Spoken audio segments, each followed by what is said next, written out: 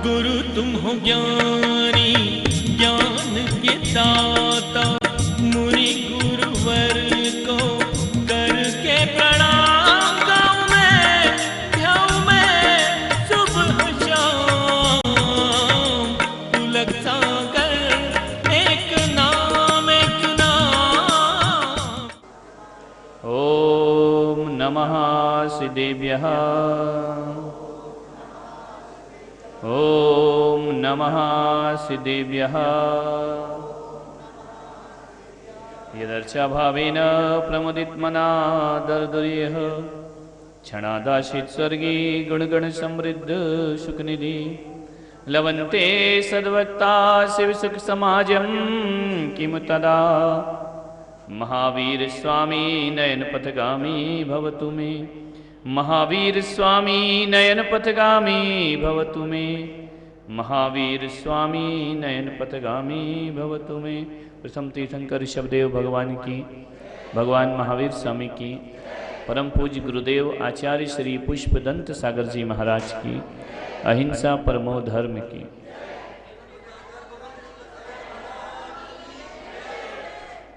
प्यारी प्यारी भव्यात्माओं, पहली बार नासिक रोड में आया हूं और रोड पर ही प्रवचन हो रहा है।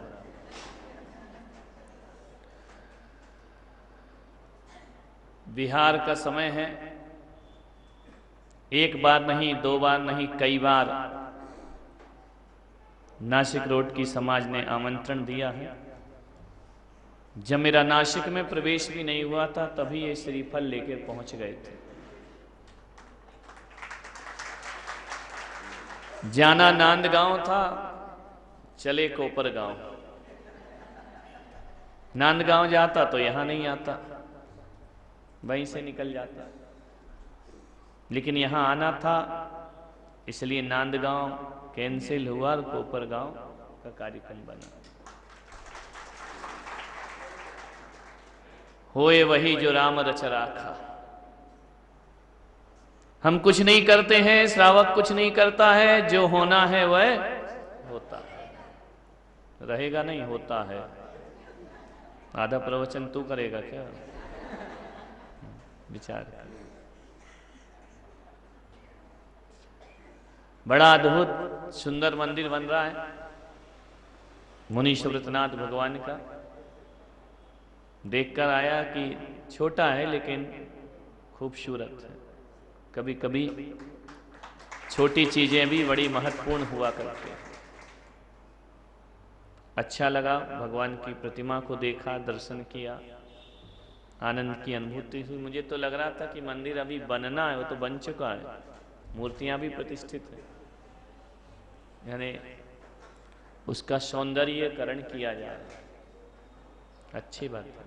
एक घटना घटी, इतिहास की उठा करके देखो। घटना क्या थी? दुर्घटना थी। और घटनाएं तो घटनाएं हुआ करती हैं, घटनाओं पर ज्यादा ध्यान नहीं देना चाहिए। घटना क्या कह रही है उस पर हमें ज्यादा ध्यान देना चाहिए।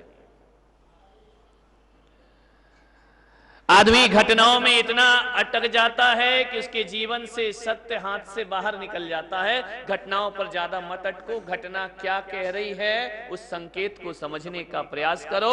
घटना तो घाट है, नदी का एक घाट ये है और नदी का दूसरा घाट वो है। अरे जो घाट से, जो इस घाट से उस घाट में पहुंचा देती है वो घटना हुआ करती है। घाट को पकड़ करके नहीं जीना है, इस घाट से चलना है और उस घाट में पहुंचना है। नासिक वालों, मैं इतनी कहना चाहता हूं, मैं नाविक बनकर आया हूं, केवट बनकर आया हूं, और तुम संसार के इस घाट में हो और परमात्मा संसार के उस घाट में है। आओ मेरी नाव में बैठो, मैं तुम्हें इस घाट से उस घाट ले जाने का प्रयास करूंगा। संतों की नाव में जरूर बैठो। एक घटना थी, अयोध्या में घटी। नाभि राय का दरबार लगा है। नाभि राय की जय जयकार हो रही है। ये मत समझना कि अयोध्या केवल राम भगवान का तीर्थ है। अयोध्या ऋषभदेव की भी जन्मभूमि हुआ करती है। चार चार तीर्थंकरों ने जहां जन्म लिया है, ऐसा पावन तीर्थ अयोध्या केवल हिंदुओं का तीर्थ नहीं, ये जैनों का भी शाश्वत तीर्थ हुआ करता है, जहां तीर्थंकरों का जन्म हुआ। राम से पहले ऋषभदेव का वहां पर जन्म हुआ। प्रथम तीर्थंकर ऋषभदेव भगवान। कितना वैभव, कितनी संपदा, जो वैभव ऋषभदेव को मिली वो दुनिया में किसी को प्राप्त नहीं हुई। और जितना ऋषभदेव ने छोड़ा उतना दुनिया में कोई और नहीं छोड़ पाया। पाया तो इतना पाया कि 3 लोक की संपदा भी फीकी पड़ गई। और छोड़ा तो इतना छोड़ा भगवान ऋषभदेव ने कि अपने तन पर एक कपड़ा, एक धागा भी उन्होंने मौजूद नहीं रहने दिया। इतना बड़ा त्याग ऋषभदेव का। पाया तो सब कुछ पाया। आपसे यही संदेश देता हूं कि जियो तो ऐसे जियो कि सब कुछ तुम्हारा है, जियो तो ऐसे जियो कि सब कुछ तुम्हारा है, और जाओ तो ऐसे जाओ कि हमारा कुछ भी नहीं है। ये जीवन का सूत्र है। सब कुछ तुम्हारा है, लेकिन एक क्षण ऐसा भी चिंतन करना कि हमारा इस दुनिया में कुछ भी नहीं है। दोनों विचारधारा चलती है। ऋषभदेव के पिता हुए नाभि राय, मरुदेवी माता। क्या पुण्य किया होगा ऋषभदेव के पिता ने कि तीर्थंकर जैसी आत्मा का उनके घर में जन्म हुआ। महान पुण्य था ऋषभ नाभि राय का, महान अद्भुत पुण्य था नाभि राय का। मरुदेवी के पुण्य का क्या कहना, जिसकी कोख में संसारी जीव नहीं 3 लोक का नाथ बालक बन करके आया करता है, जन्म लिया करता है। असीम पुण्यात्मा वह नारी वहां जाकर के जगत पूज्य हो जाया करती है। ध्यान रखना। ऐसे ऋषभदेव भगवान, उनके पिता नाभि राय। नाभि राय स्वयं में महान थे, ऋषभदेव अपने आप में महान थे। ये मत सोचना कि महान पिता के महान पुत्र हुए थे ऋषभदेव। वो केवल महान पुत्र ही नहीं थे, बल्कि भरत बाहुबली के महान पिता भी थे। ध्यान रखना। ऋषभदेव महान पिता के महान पुत्र और महान पुत्रों के महान पिता थे। ऐसा जीवन भगवान ऋषभदेव का अद्भुत जीवन था उनका।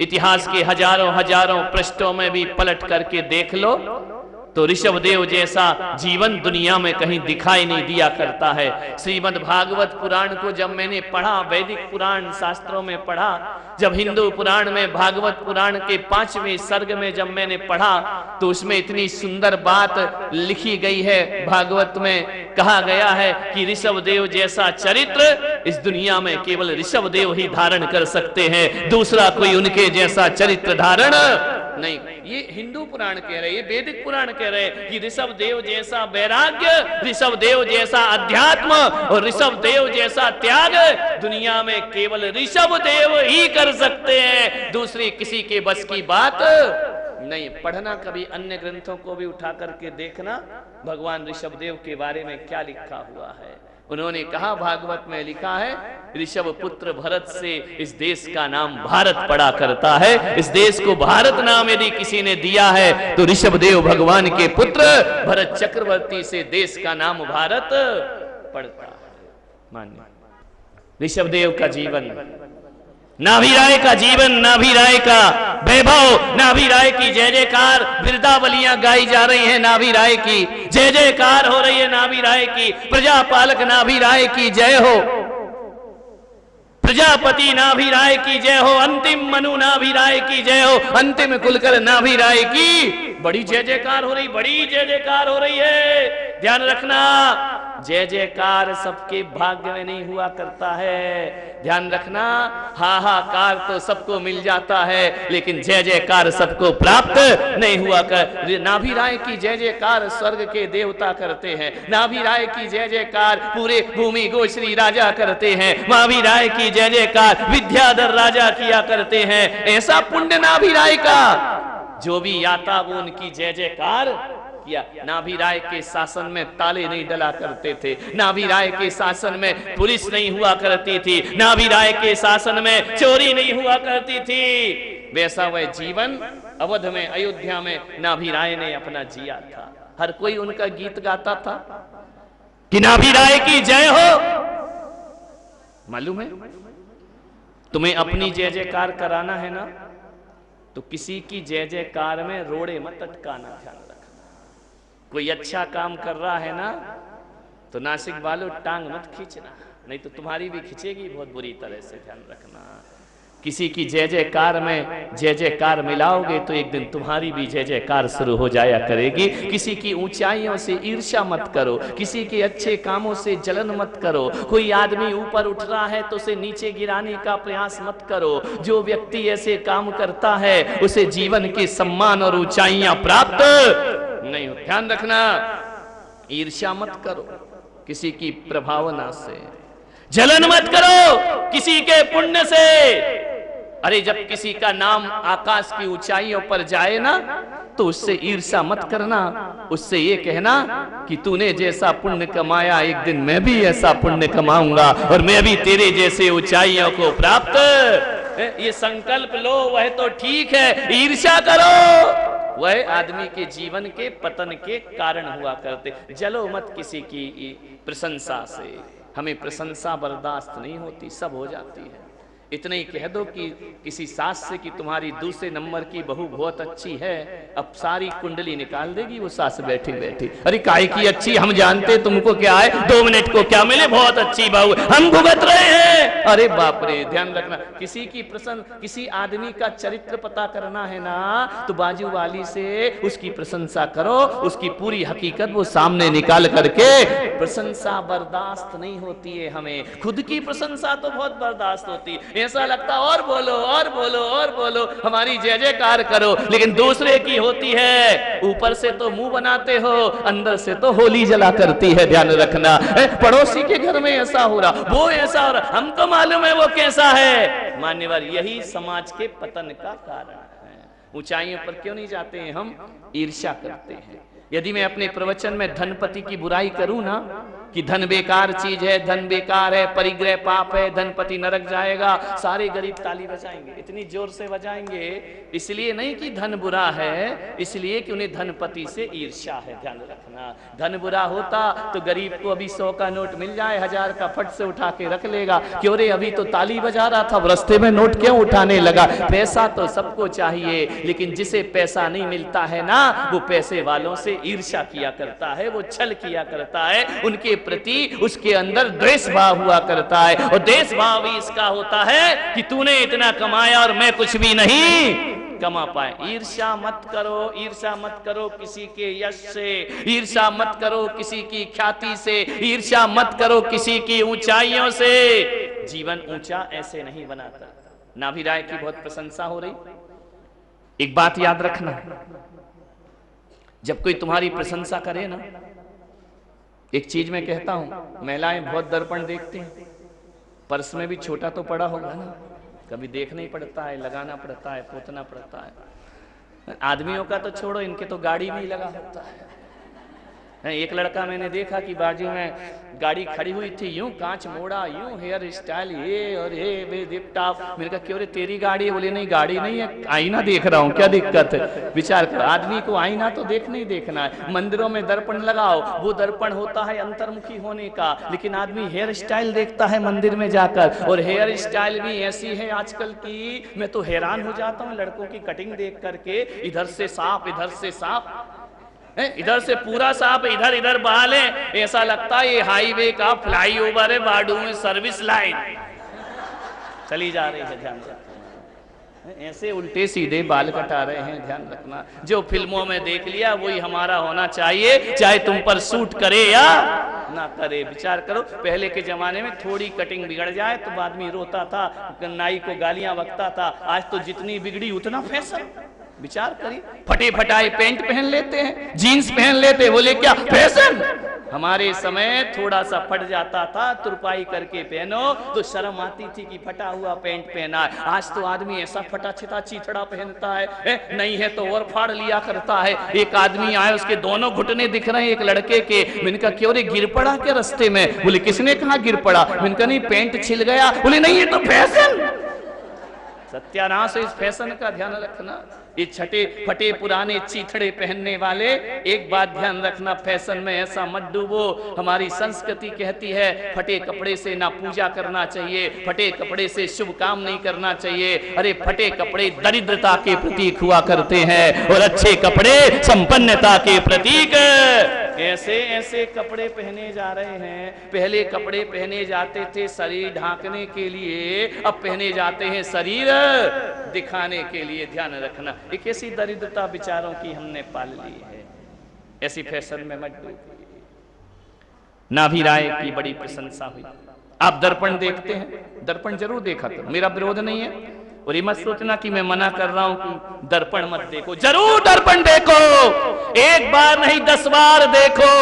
आपसे भी कहूंगा आईना जरूर देखा करो, लेकिन ऐसे हो तुम लोग कि देखते कम हो, लोगों को दिखाते ज्यादा हो। ध्यान रखना, मैं तुझे दर्पण दिखा रहा हूं, दर्पण देखो, आईना। क्या हुआ अंकल जी? नहीं कुछ हो गया तो मैं रुक जाता हूं। चलने दो, जो चल रहा है सुनाई दे रहा ना सबको, ठीक है। अब जो चल रहा चलने दो, रुकावट के लिए खेद मत बनो। दर्पण जरूर देखो। मैं बहू से कहूंगा, बेटियों से कहूंगा, महिलाओं से कहूंगा, बुजुर्गों से कहूंगा, यदि आप दिन में 10 बार दर्पण देखते हो तो पुलक सार के कहने से 25 बार दर्पण देखना। मैं विरोध नहीं करूंगा, लेकिन मैं आपसे एक निवेदन कर रहा हूं बड़ी विनम्रता के साथ। जो महिला बहुत सुंदर है ना, वो भी दर्पण देखे, और जो कुरूप है वह भी दर्पण देखे। मैं कहता हूं जो सुंदर है वो 10 बार देखे, और जो कुरूप है वो 20 बार देखे। और जब भी दर्पण देखो तो एक चीज देखना, सुंदर महिला, सुंदर आदमी यदि दर्पण देखे तो ये देखना कि जितना सुंदर मैं हूं उतना सुंदर मेरा व्यवहार है या नहीं है, उतना सुंदर मेरा चरित्र है या नहीं है। और नहीं है तो आज से मुझे अपना व्यवहार अच्छा बनाना चाहिए। चेहरे की सुंदरता से कोई सुंदर नहीं हुआ करता है। एक चेहरे की सुंदरता कितनी देर सुंदर लगती है।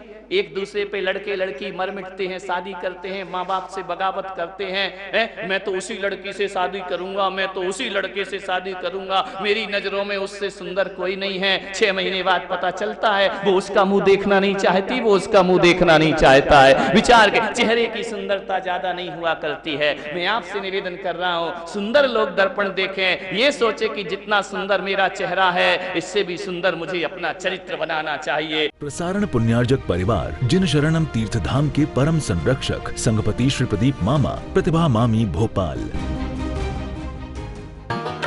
गुरु तुम हो ज्ञानी, ज्ञान के दाता,